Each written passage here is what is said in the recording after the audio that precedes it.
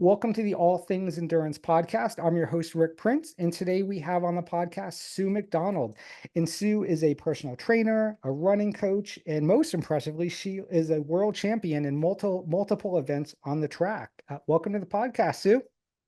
Thank you for having me. I'm glad to be here. Yeah, of course. So maybe you could tell our listeners, I know I did a very brief intro there, but maybe you could tell us more about yourself, your athletic background, as well as your coaching and fitness business. Okay. Well, I live here in Santa Barbara and I'm a mother of three. My husband and I met doing triathlons about 22 Ah, years ago. He proposed to me at the finish line of an Ironman. That's one of our fun love story. cool. Um, as far as athletics goes, I ran track and played basketball in high school, and I also did the same in college. After 1 year, I ditched the basketball because I figured I'm way better in track than basketball, and we lost every single game. That was Okay. another good reason to ditch the basketball. But from there, I continued. I was a heptathlete in Okay. college, so therefore I learned like a lot of different events. In junior college, I went to junior college first, then transferred to a four-year school. I did the 400 hurdles, but I really excelled in the high jump. So I Hmm. became like a 6'1" high jumper. And after I graduated from college, I wanted to try to qualify for the Olympic trials in the high jump. So Okay. it was only like 1 centimeter. I think it was like 6'1 1/4, and I had jumped 6'1". But unfortunately, I think I didn't have the right mindset because I didn't make it. But that actually turned me on to triathlons. That's how I got into doing triathlons after track. So I pretty much Ah, thought I retired from track and field, started doing biathlons and triathlons and just stuff that I couldn't do when I was doing track and field because, you don't want to do endurance when you're a speed and power athlete. So I had fun with that. And then in my 50s, I kind of took a look at the high jump American record and world record. And I thought, oh my God, I can do that. Well, little did I know that all that endurance work probably took all the spring out of my legs. But I actually ended up getting the American record in the high jump when I was 55 or wow. 50, I believe. And as soon as I turned 60, I just went crazy with all these aspirations to break 9 world records. And last year, I was able to achieve that goal. And then this year, I think I got six more. A few have Wow. been broken, but yeah, so that's it in a nutshell. That's amazing. That is incredible. So, which leads me to my next question. As a mother of three, you got your coaching business, you have you're obviously training yourself, family, all this stuff. How do you find time to do it all? Like, we talk to a lot of endurance athletes who are training for long distance stuff like Ironman, ultra marathons, and obviously that presents its own challenges.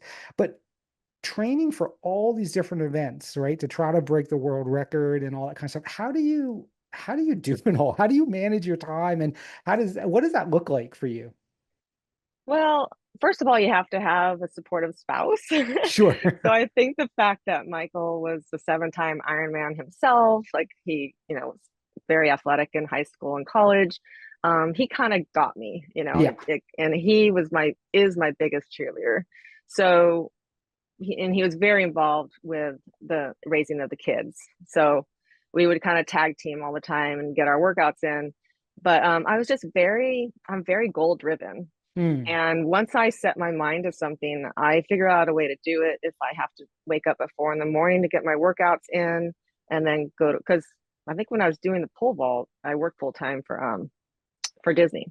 Oh, So wow. there were several years where I was working full time and doing this on the side Oh, and having the kids.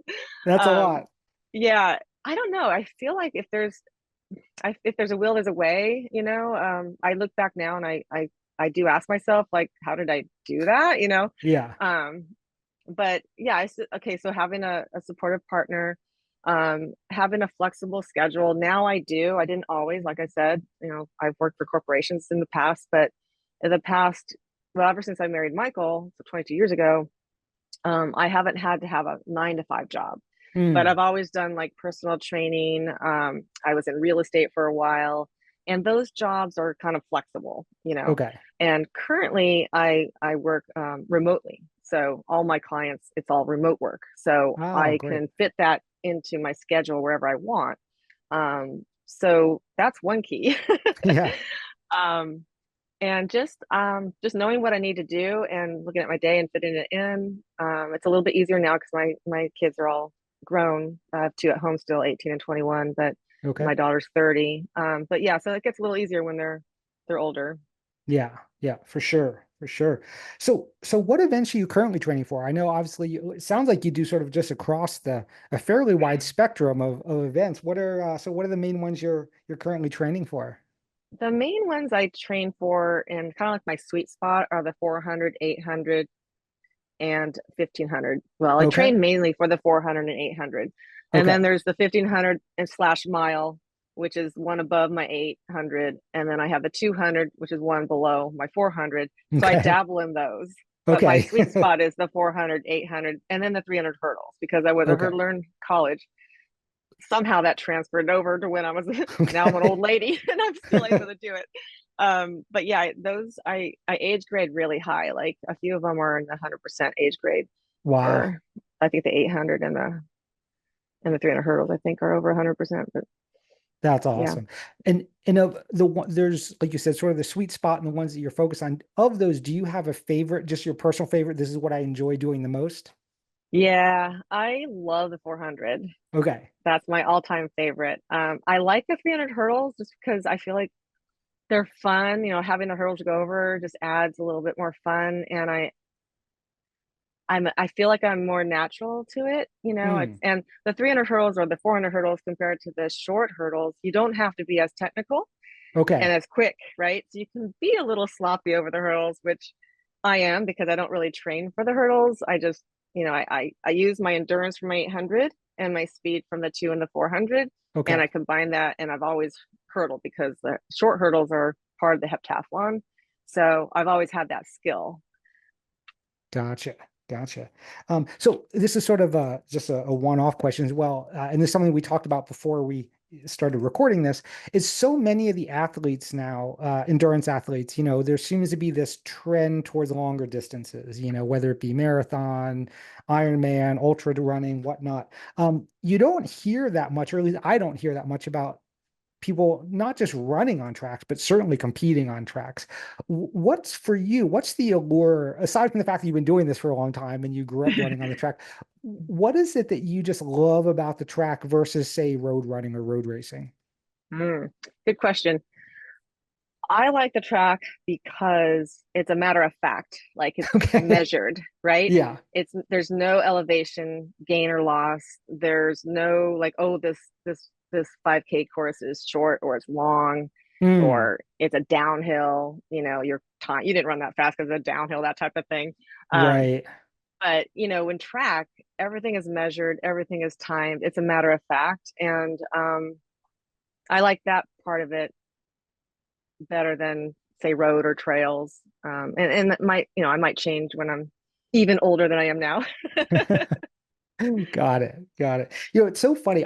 I found when I was running track in college, I loved the shorter distances. Maybe it's because I'm lazy, like the 800s. I love doing that stuff. And then I remember one time my coach put me in the 10,000 meter, and I'm like, oh God. And also the fact that like I'm not that fast at that. Like I think I might even gotten lapped. I'm not sure. But I remember being like literally bored during the 10,000. I was like looking around, and versus like the 10K on the road just seems to go faster because it's point to point versus going around in circles. So I've Right. always, for me personally, there was a love-hate relationship with the track. I love the short workouts. I love the short races, or relatively short. And I couldn't stand the long ones just because it felt like I was just like this hamster in a wheel going around and around versus Yeah, it was I can't weird relate to ever dynamic. doing a 10K on the track or even a 5K on the track, but I can see how that would be very boring. Yeah, I'm like, if you're bored doing it, I can only imagine how boring it is watching someone else do it on the track. Right, right. So that was a little painful for me. So good on Mhm. you for doing the shorter distances. Um, Yes. so within your coaching practice, aside from being a master's athlete yourself, you work with a lot of master's athletes. You coach a lot of master's athletes. Mhm. Um, I think that rings true also with a lot of our coaches. They train a lot of masters athletes, so on and so forth. Some of the things, I guess, so the question would be, what have you found that's really important, I guess, suppose, for lack of a better word, working with masters athletes, as compared to whether it be youth or sort of just, you know, middle of the middle of lifetime athletes. Yeah. Well, I think number one, you have to give them more recovery time and maybe notch down the intensity. So yeah, most of my clients are masters athletes, and I tend to attract masters track and field, or at least masters running Mm, athletes, so people over 40.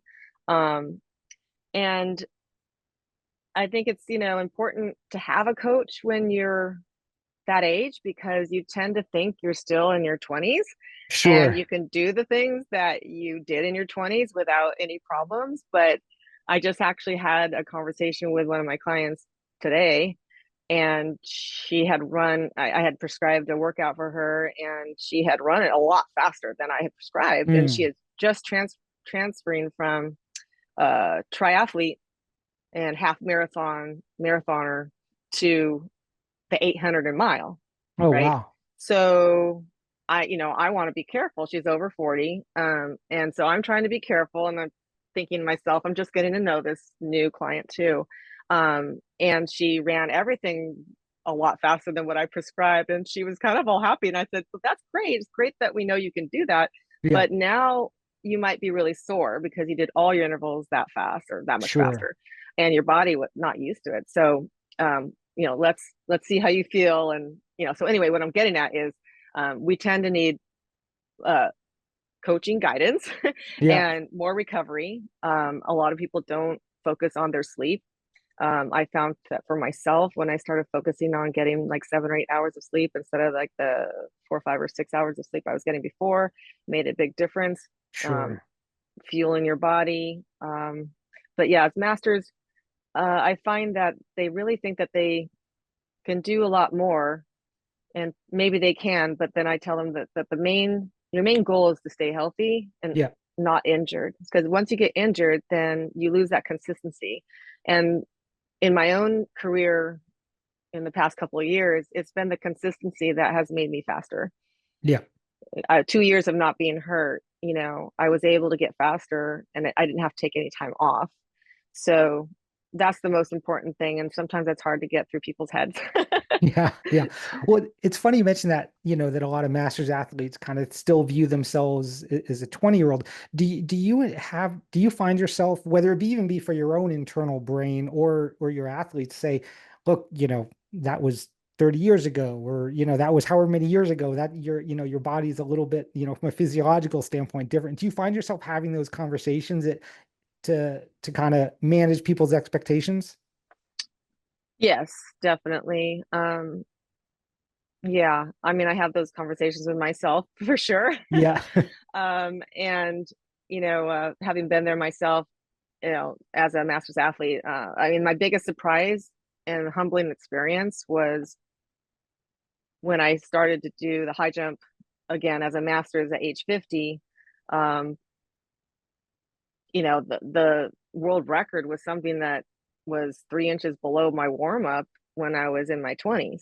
So Oh, I'm yeah. thinking, oh my, Interesting. I got this. This is no big deal, right? Yeah. But then when I started to practice jumping, I didn't have springs in my legs, Yeah. and I'm like, okay, this is definitely one event that, and maybe if I didn't do all the road racing and the cycling racing and the triathlons and all that long and slow stuff, for a number of years, maybe, I would have had an easier time with that Hmm. transition back to high jump as a master's. But yeah, so yeah, you have to be smart and just realize that, you're a different person now, Yeah. different time of For life. This is for when you start sure. looking at the age grade percentages instead of like, comparing yourself to your past self.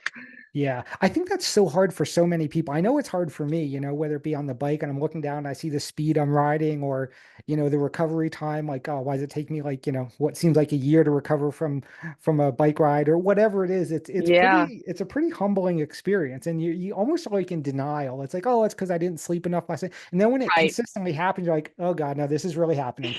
Right. That's Yeah. true. That's true. I mean, my biggest goal is to keep. I know I'm not going to always be able to keep getting faster. Like, I know I'm really close to my limit as far as like what my main events are. But then I'll just, still try to, uh, I like you said, maybe look at the age grade Yeah. percentages, or maybe go, thinking about more of winning and racing instead of times, and Mm. records and stuff. So until I age up again. Yeah, yeah, got it. Well, that's actually a great segue into the next question I have for you. So, I mean, from a physiological standpoint, certainly there's a lot of things that happen where, the humans get slower, they lose some of that speed, some of that fast twitch stuff as they get older. Um, that being said, it sounds like for yourself and other athletes, especially with the training and whatnot, they're either maintaining or going faster as they get older. And it sounds like you work with a lot of athletes that not just want to, go out there and run as a master's athlete, but are actually competing and want to do well and go fast. So what are some of the things that you found, whether it be evidence-based stuff that you found that works for yourself or the athletes that you coach, to maintaining speed as you get older?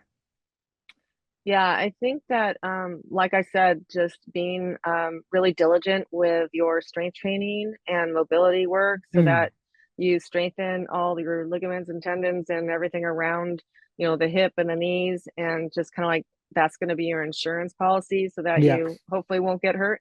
Um, having a solid foundation in that, and uh, like going back to, you know, getting enough sleep and getting proper nutrition. If you don't, if they don't know much about nutrition, to seek guidance from somebody that they trust. Um, I, for one, decided to give up alcohol. So, my husband and I enjoy a glass of wine at night and stuff. And when I'm in peak season, I I try not to drink any alcohol, which I think is good because then that helps you sleep better because we all Yeah. know that alcohol disrupts the sleep. So, and then, like I said, I mean, the biggest reason I think that, or biggest way that people can get faster or keep getting better is to not get hurt. So that's Yeah. the biggest thing. So just you put all those things together, and you're setting yourself up for success. Yeah. Yeah. And kind of going back to what you were saying about, feeling like you should be, okay, I should be able to run like I'm 20. That also hold, I feel like when you're in your teens and your 20s, you can fall off a building and not get hurt. Now I feel like I Yeah. just wake up or roll the wrong way in bed, I like pull a hamstring or something. So I think all those things you just noted that you never really had to focus on, or at least much less, right? When you're younger becomes much more important as you get older. I've certainly found that. Oh, definitely. Um, Yeah. I mean, I have to, watch where I put my foot, and the right. angle I put my foot every time I take a step. And Yeah. um, yeah, I mean, there's certain things I've noticed as I age, and that's one of the things where I'm more careful. Like, if I'm getting up from anything and or bending down, that's just part of aging. And even if you're in great shape, we all our tendons and ligaments get tired, and they're just worn out, and you just have to be that much more, that much more careful, Yeah. with everything that you do. Yeah. I No, mean, I do completely say that agree. I am a risk taker. We had talked about this a little bit before we started recording, because there's probably no reason why I should not be doing pole vault. I should not have done the steeplechase. I probably shouldn't even be doing the 300 hurdles. All this stuff is very risky, but that's kind of like my personality. Yeah. I'm starting to slow down as far as like not being so, adventurous. But yeah, it's just, that's it's how I have fun. Yeah. Yeah. That's great. So speaking of all these, your records and all that stuff, I'm certainly interested. So what are some of your current records and associated times for some of your the events that you hold world records in? Okay. Well, so last year I broke 9 world records, and this year I broke 6. A few of them have been broken by other people. But last year I got the indoor 800 at 225.72, the indoor 1500 at 508.88, outdoor 62.34 for the 400. The 800 I got it down to 222.52. 1500 I got it down to 502.38, and 300 hurdles at 48.89. The mile Wow. at 528.02, the steeple at 816.93, and that's a 2,000 meter steeple, not a 3,000. Okay. Okay. um, 2 weeks before the heptathlon, I decided to do that on a whim, and I got the record at 62.69. Um, let's see. And then this year I was able to lower my 400 to 61.73, which is Wow. my goal was to run my age in the 400. So I ran Okay. 61 at 61. So that was like a big goal to check off. Yeah. And the indoor mile, I was able to get that one at 5:30. It's like 5 minutes and 30 seconds, 0.73. This year I also got the indoor pentathlon, but then it was since broken by another American named Naringa. The high jump American record at 1.44, also later broken by Naringa. um, and yeah, the 300 hurdles, I was able to get faster than that too, just by a tad, but so those are pretty much my events and my times. That's incredible. Those are some those are some cruising times. That is awesome. Thanks. Congratulations. Thank you. Um, so as we discussed in the before we started recording, you also have done the pole vault. And Yes. it's so funny. When I ran in college, I'd be out there running on the track or doing it, and I would always watch the field guy, the pole vaulters, shot discus, and I was always more enamored and more like, for what it's worth, interested in those events just because they seem so much more complex. Yeah. But the pole vault, especially. So this is again maybe for my own fascination. But what does training look like for pole vault? Like what it just seems like so complex and so Yeah. hardcore, I wonder Well, what does that look like for you? it looks a little different now compared to when I guess I was in my prime. But see, pole vault wasn't a thing for women in college when I was in high school or Mm, college. It only okay. in 1995 was the first year it was in USA Nationals, and Oh, then 1996 it was an exhibition at the Olympic Trials in Atlanta. So interesting. I learned how to do it in 95 and qualified for nationals. And then I was working with Anthony Curran out at UCLA. And he's like, Sue, he knew me from, my high jump days. And he's like, you can qualify for the trials. And so I started working with him at UCLA. He had a pole vault club, and it's just, maybe jumping twice a week. I did some pretty heavy lifting at that time. I was like Mm, 30, like 33, I think, when I started pole vaulting. But I definitely did a lot of lifting, some quite heavy, and I did a lot of really short sprints, mm, like 10 meters, 30 meters, 40 meters. And then, like, at certain times a year, I would do like maybe 200 tempos, like maybe 5 times 200 tempos on the track. okay. But then you do a lot of like pole vault drills, like, pole runs where you're running with the pole, just getting used to running with the pole and Mm, then planting into a sliding box. Just um, I would do like there's this thing called the swing up rack, and you put it onto a like a high bar type of thing, and it allows you to swing up into the position where you're upside down on the pole, but it's you're just not on the pole, but it's a training device to help you get stronger in the movement to get upside down on the pole. So okay. that's just a little bit of what I would do. Nowadays, I just go and as long as I can get a pole and someone tells me what my step is, I take a couple of vaults. I'm like, I'm good. Okay. So, again, just visually speaking, when I look at it, it looks like there's, at least compared to just normal running, there's a lot more upper body strength involved with pole vault. Would you do a lot of gym work for upper body stuff for pole vault, or is that more of Um, just the mechanics of just practicing, just repetition of I think training?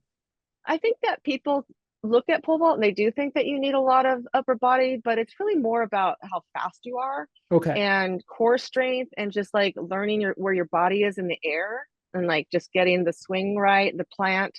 It's really more technical than speed oriented and technical than upper body, definitely. Okay. But you really have to have a strong core to help translate all that. But if you look at Mondo Duplantis, who is the world record holder right now, several times over. He raced Karsten, the Olympic champion 400-meter hurler, in 100 meters in a race not too long ago, and the pole vaulter won. Mondo Oh, won. wow. So speed has a lot to do with it, Got it. definitely. Got it. And So there's I a lot of wasn't that great. momentum and Yeah, I wasn't very good in 96. Like I qualified seventh out of 12. They just took the top 12 women in the nation back then. okay. And I was seventh, so I was kind of in the middle. And I don't think I was very good technically, because we were all learning. Like Mm. none of us had a whole many years of training under our belt. So the people that were having initial success were the gymnasts because they were Oh, aware of their interesting. body in the air, Got it. right? And they're very strong, very strong overall, functionally strong. But yeah, so it was fun to watch those gymnasts. And usually, they were like little, like short girls, and but they were pretty successful. And I was just kind of like middle of the road. Okay. Got it. Yeah, it seems like such a cool event. Yeah. Um, so going back to the coaching side of things, so how long have you been doing coaching, personal training, all that kind of stuff? I've been doing coaching and personal training on and off for like 20 years. Okay. I've never really done it full time. It's always been kind of a part-time thing with other jobs here and there. I've worked at clubs. I've done independent um, uh, personal training. But what I really like to do now is help other masters runners, or even, they don't have to be masters, but I just love helping to design running programs or running workouts for them to, meet their goals. And then I also design like strength training programs for them, whatever their goals are. So yeah, I like helping the people, but I also like the flexibility that I have since it Yeah. is all remote. But it's really fun to see all the different personalities of my athletes. I have a lot of people that, have competed in masters track and field. So that's been kind of fun because we'll see each other like a couple times a year at like indoor nationals and outdoor nationals. And um, uh, so that's always fun. But and then I'm always recruiting people to do masters track and field, even Nice. like the 5K, 10K people or marathons, because even our indoor world championships, they usually have a half marathon road Oh, race, and wow. they have a 10K road race, and they have an 8K cross country. So they have things for the distance runner.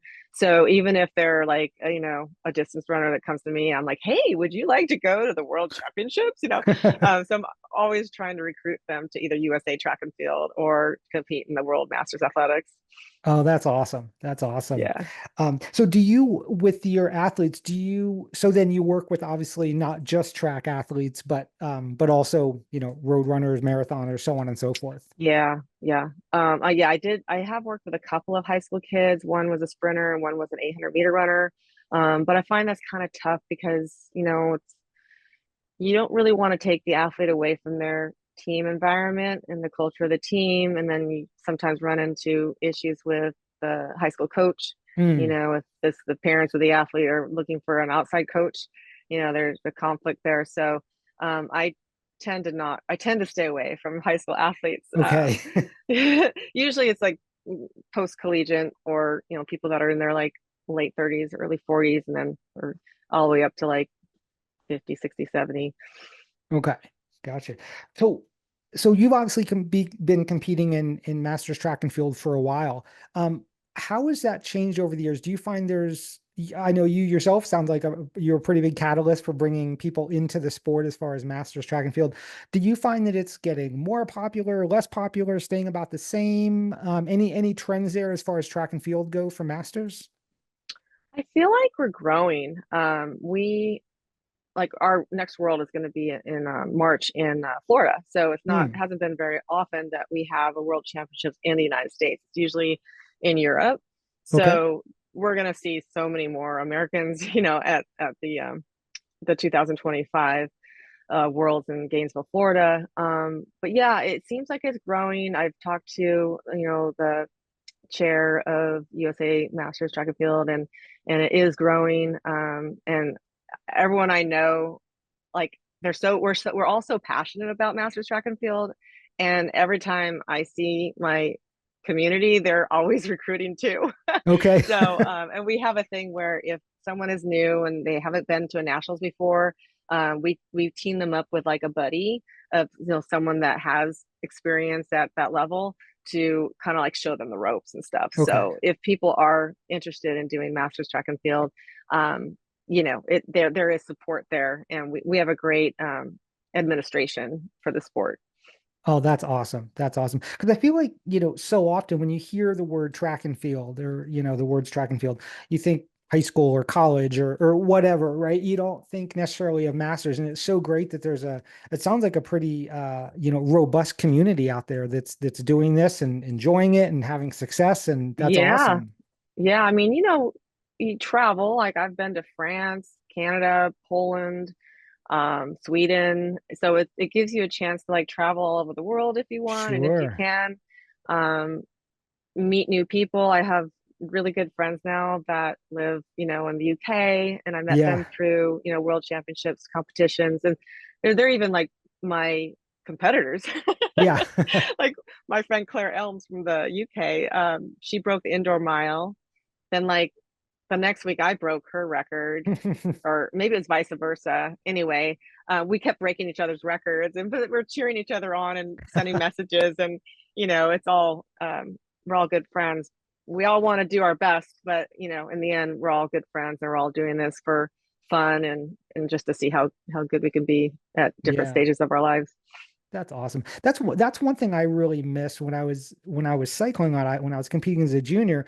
A lot of my best friends would live in Maine or New Jersey. I grew up in Pennsylvania, and it's because you see them every single weekend, and you compete hard against them, but they're still your friends, and it's Yes, something that you wouldn't, and you have this thing in common that you do. And it was just such a unique sort of bonding thing where you met these really awesome people, these really great friends that you would never have met anywhere else. right. And then they might live 2, 3, 4 states away, but you see them all the time. It was kind of Right. Yeah. a Yeah. I very think that's cool really, really thing. cool. Yeah. And then you like to surround yourself with like-minded people, and all these people have exercise as, something that they feel is important, to be an important part of their lives. Yeah. And yeah, there's just so much that goes with it, the travel and the friends and the community. And um, you're trying to stay healthy so that you could do well. And not, I mean, I think I probably wouldn't be so inclined to like try to stay healthy if I wasn't competing. Fair, So that's kind of fair. an added like, hey, stay away from that stuff because like junk food or stuff like that. But Yeah, got it. Um, so for someone that, let's say, is listening to this podcast that thinks, hey, this is really awesome, I'd love to try that. What would be the first step? For example, if I wanted to get into to doing master's track and field, is there sort of a process or someone or certain organizations that I should reach out to? yeah, there's USATF masters.org, Okay. and that's our website. We also have a presence on Instagram, same thing, USATF Masters, same thing on Facebook, and we have a Facebook group, USATF Okay. Masters group. And you do have to become a member of USATF. So that's like, I don't know, $40 a year, $30 a year. Okay. And that's you're covered by insurance and everything. But if you want to compete at like nationals or any kind of USATF sanctioned event, then you have to become a member. Okay. And then once you're, I encourage people to get online, even if they're not on Facebook, because I have some clients that are older and they're like, oh, I don't have, I'm not on Facebook or I'm not on social media. I'm like, well, you might want to just, create a private account just so you have access to our USATF Masters group page, because there's a lot of information about all the different events that are coming up and a lot of tips. We have a really great Masters active athlete representative, Colleen Barney, and she just does these videos, and like the videos will help all the new people, all the newbies we call them, Oh, nice. with all the process of what they do if they want to go to nationals or regionals or something like that. So there's a lot of support Okay. there. Nice.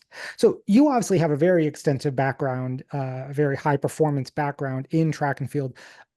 Of your competitors or just masters in general in track and field, do you find that a lot of them are similar to you, where they, let's say they competed in high school, college, and they just wanted to continue this on? Or is there also, I shouldn't say or, but do you also find a fair amount of the population is people that really never really ran collegiately or in high school and they just picked it up later in life and like, hey, I want to be active and I really enjoy this? Or is it, I'm assuming it's maybe a mix of both? It's a mix of both, and I don't know what the percentage is, but I almost want to say it's more people that there's more people that started later in life. Oh, interesting. Uh, but that's just from talking to different people and stuff. And I think what happens sometimes is the people that did say track and field in college, um, they either get burned out, or they had too many injuries. Okay. um, but I actually have quite a few athletes that I coach that, are a D1 athlete, D1 track and field, and it's been 20, 30 years and they want to try it again. Oh, Um, nice. but there's a lot of people, like I listen to a lot of podcasts too. And a lot of the track athletes that I listen to on the podcast, they're like, "Oh, when did you start track?" And like, when I was 50, you know. Wow. That's And awesome. yeah, Julia Hawkins, who just passed away, she was 108. She didn't start track and field till she was 100. Oh my And she's, goodness. if you look at USATF .org, or if you look at the Instagram of USATF and even ours, we just collaborated with them. But she just passed away, and you can read about her. So she didn't even start till Okay. she was 100, and she Wow. broke all kinds of world records. That's amazing. But yeah, there's people that don't even start till they're like in their 60s. Okay. That is so Yeah. cool. That is so, and Mm-hmm. again, it really does break that, not a stereotype, but again, I think what is maybe a commonly held belief that track, it's fast, it's speed, it's only for, youth athletes or collegiate athletes. So that's Yeah. such a great thing.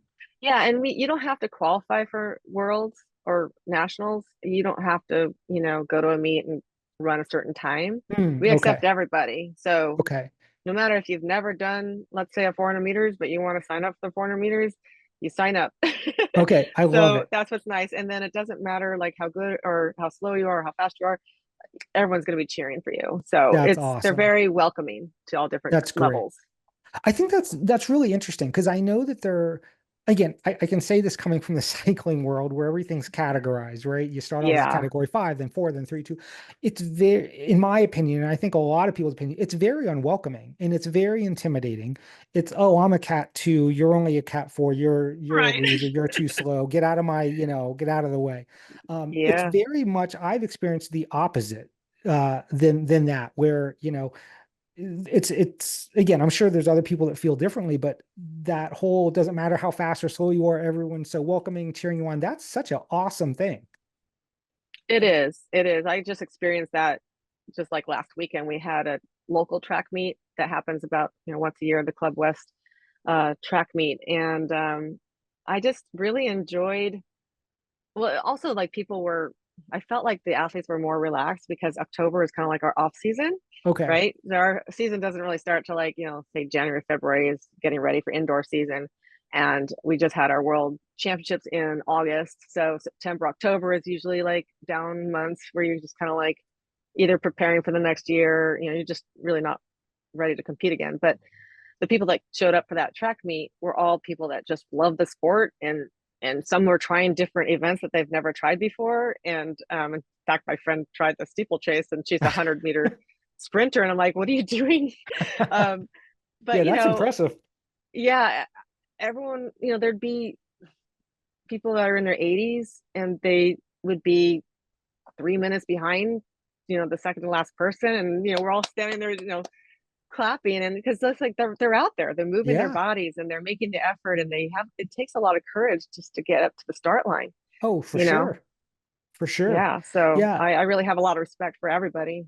Yeah, that's so awesome. I mean, that was one of the things I was so intimidated when I did it in college was that it's not like a marathon, right? Where you're almost guaranteed to have, hundreds of people behind you, hundreds of people in front. You're just like, Right. runner number 198,000 million, like track. I mean, it's there for all to see, like either you Oh just get a yeah. map, there's only eight or nine people. It's very visible. So Yeah. I've always felt like, at least personally, though people that do track, it's a whole other level of something. I don't know because it's Vulnerability. vulnerability. Yeah, that's yeah, Yeah. because there you are, Yeah. it's Exactly.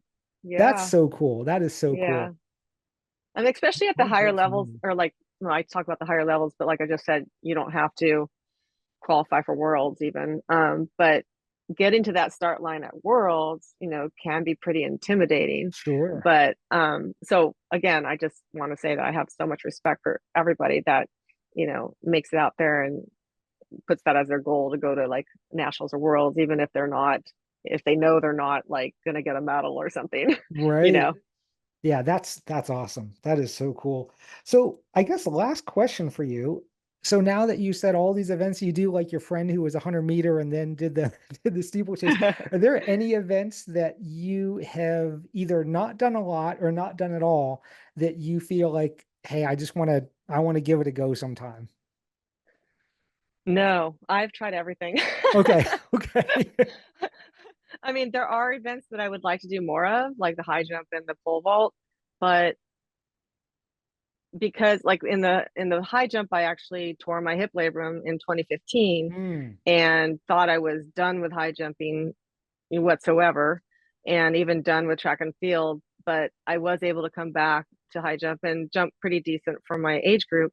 I would love to do that a lot more and really see how high I can go at this age. But because of my hip, it's I didn't have surgery on it or anything, but it's just like it would be risky. Yeah, yeah, And I just have to be careful with my knees just because, I'm at that age where, things start to happen. It seems like 60 is the age where your knees start to go. So I'm going to be a little bit more like picky as far okay, as what yeah, I'm going to be focusing on. Probably mostly running and not field events. okay, But I'd like to get faster. I think I still have room to get faster in the 400 and the 800. okay, I might keep the 300 hurdles. Um, and then I would like to probably start moving out to the 1500 mile. If not next season, definitely the next season after that. And because I've never really trained for the mile or 1500. So it would be kind of fun to like actually train for that and not just go off of my 400, 800 training. yeah, yeah. Gotcha. Okay. It was funny, not to always reflect back when I was in track, but I remember my one year, my track coach, I had to take track as an elective or for college because my major was kinesiology. And so you had to learn how to coach and do every single sport. In your grade for the class, you were graded how well you did from form and how well you did from like actually performance. And I remember I had to do the shot put. And he's like, Oh, you got it. Because I was like 5'6", 120 pounds. He goes, you got an A plus for form. You got a D minus for how far the thing actually went. He's like, you better run really fast when you do the mile. Otherwise, you're going to fail the class. But yeah, it was so that was sort of the catalyst for asking you that question. Because it was so, again, I was terrible at it, but it was so neat to try these different things, whether it be the hammer throw or the shot or jab. It was yeah, just so neat to experience all these different things, no matter how terrible you were. It was just, and I think, definitely. because you see these things on the Olympics, right? And you're like, oh wow, I could throw that stupid ball, or I could throw that stupid sharp objects. Like this is not that difficult. Yeah. And then you do it, and you're like, oh my God, like this is the Oh, most yeah. technically most challenging thing I've I ever know you done. wouldn't really think that the shot put is super technical. It just looks like you just stand there and heave it, but it is. And I was kind of in the same situation you were because I was like, 115 pounds, 5'8" or something like that in college, and I had to do it for the heptathlon. All the other heptathletes were like 10, 15, 20 pounds heavier than I was, Mm. and I just hated it. Yeah. But then it's funny because when I was training for the heptathlon now in my 60s, I'm like, I really like the shot put Oh, because I interesting. think I really had the appreciation for working on the technique, you Yeah. know, to to figure out how to throw it further. And I wasn't so mad at it because it wasn't Right. I didn't really care. It was my worst event in the heptathlon when I was younger, but it still was my worst event in the heptathlon when I was older, but Okay. I just liked it more. I don't know. I even liked it so much I did it too much and I hurt my glute. Oh no. Oh no. I know. But yeah, I love trying all the different events. And I wish that I was a little younger. I could keep going with the field events because I Yeah. definitely love the field events. They're so cool. Yeah. And I just have such an appreciation for all events, but certainly those that I think a lot of people might not. It's like you just try these things one time, and you're like, oh my goodness, these things are so hard. They're Yeah, the they're discus. so Did you have to challenging. do the discus I too? did. Yeah, we had to do That's harder. everything. Yeah. Just Yeah, that's all really the hard. dynamics and yeah, it was wild. I have a whole new appreciation for all that stuff. Um, so to finish off here, so your website is SueMcDonaldFitness.com. So if any of our listeners want to work with you remotely, as you said, which is how you coach your athletes, they can reach out to you there. Is that the best way through your website? Yeah, they can reach out through the website or DM me on Instagram at Sue McDonald Fitness, Okay. or on Facebook, Sue McDonald Fitness. But yeah, all those will get them to me, and I'd be happy to talk to them and answer any questions they have for any kind of running. but especially my passion of, masters track and field. And a master's these days, I have to tell you, is anyone over 25 in the US. 25. Oh, wow. Yes. Okay. Then For I'm like a super USATF, masters then. yeah, in USATF, they've lowered it to 25, but for Wow. worlds it's 35. Okay, So just want interesting. to let people know that you don't have to be 40, like in Right. road racing, I think you're 40 to be a master's, right? Okay. Oh, that's interesting. I didn't know there were all Yeah. those different sort of divisions as far as age, as far as the different Every NGB. 5 years. Yeah. But starting at Interesting. 25. Okay. Okay. Well, good to know. Good to know. If any of our listeners are interested in a USCA certification, you can use the code ATE75 for $75 off. We'll also have Sue McDonald website on the outro for anyone who wants to go and watch this on YouTube or whatnot, we'll have that in there as well. So Sue, thank you so much for joining us. And hopefully we can do this again and you can recap us on however many more world championships you have. This is so awesome. Thank you so much for having me. It was a lot of fun. Yeah, you got it. Thank you.